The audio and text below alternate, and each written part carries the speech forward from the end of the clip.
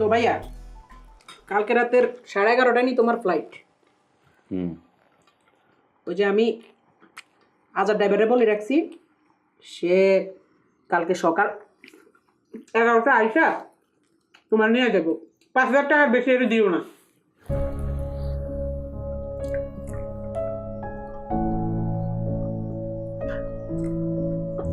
মা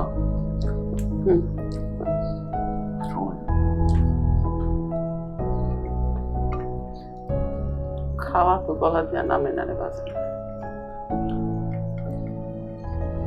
বলা নাই কওয়া নাই, হঠাৎ করে ফোন আসলো আর হঠাৎ করে তুই যাইতেছিস কেন?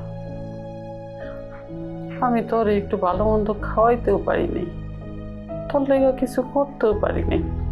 কি করবো? যাওয়া বন্ধ করবো? বাইরে থেকে যাবো?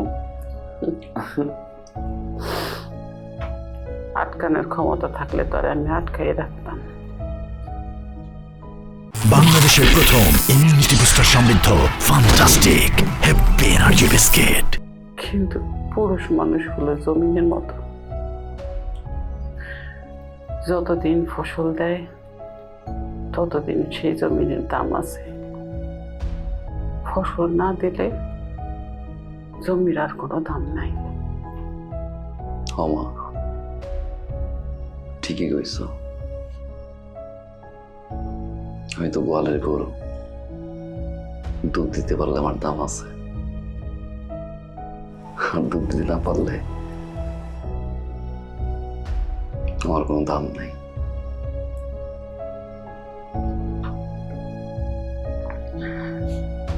মা যাই ওই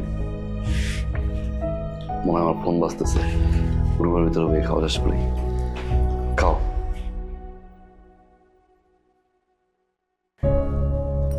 আরে কেন যে তুমি পাগলামি করতে যাও? আমি না বলো আমার পেট ভরা, খাবো না। নিয়ে আসছে খাবার। আজকে জানো আমি রান্না করি নাই, তো আমার রান্না করছে। আর মাসুম না রুই মাছ কি যে পছন্দ করে তোমার কোনো আইডিয়া নাই। আমার কাছে কি বলে জানো, ভাবি আমার জন্য মাথা আলাদা করে রাখবা। আর যখন রুই মাছ যখন ওরে দেই, ও প্লেটের উপর প্লেট খালি বলে কি ভাত খাওয়া খাইতে থাকে খাই। আমার বাক্সটা খালি কেন?